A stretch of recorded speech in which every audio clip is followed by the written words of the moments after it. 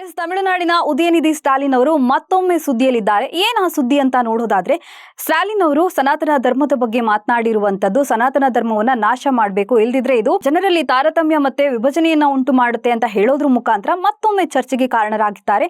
ಈ ರೀತಿಯಾದಂತಹ ಚರ್ಚೆ 2023ರಲ್ಲಿ ಕೂಡ ಆಗಿತ್ತು. ಇವರು ವಿಧಾನಸಭೆಯಲ್ಲಿ ಮಾತನಾಡುವಾಗ ಸನಾತನ ಧರ್ಮವನ್ನ ನಾಶ ಮಾಡಬೇಕು ಅಂತ ಹೇಳಿರೋದು ಇದು ಕಾನೂನು ಸಮರಕ್ಕೆ ಕಾರಣವಾಗಿ ಕಾನೂನು ಸಮರವನ್ನ ಎದುರಿಸಿದ್ರು ಕೂಡ ಈ ರೀತಿಯಾದಂತಹ ಚರ್ಚೆ ಮರುಕಳಿಸಿದ್ದು ಈಗ ಜನರ ಆಕ್ರೋಶಕ್ಕೆ ಕೂಡ ಕಾರಣವಾಗಿದೆ.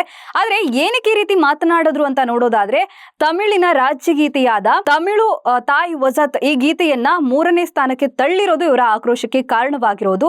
ಆದ್ರೆ ಈ ಗೀತೆಗೆ ಮೊದಲ ಆದ್ಯತೆ ಕೊಡಬೇಕು, ಮೊದಲ ಪ್ಲೇಸ್ ಅನ್ನ ಕೊಡಬೇಕು ಅನ್ನೋದು ಅವರ ವಾದವಾಗಿದೆ.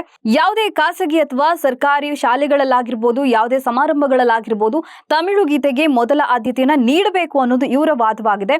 ಸೊ ಈ ವಾದ ಎಲ್ಲರ ಚರ್ಚೆಗೆ ಕಾರಣವಾಗಿದೆ. ಇವರ ಮೇಲೆ ಸಾಕಷ್ಟು ಸನಾತನ ಧರ್ಮಗಳ ಬಗ್ಗೆ ಮಾತನಾಡಿರೋದಕ್ಕೆ ಸಾಕಷ್ಟು ಜನ ಆಕ್ರೋಶವನ್ನ ಹೊರಹಾಕಿದ್ದಾರೆ.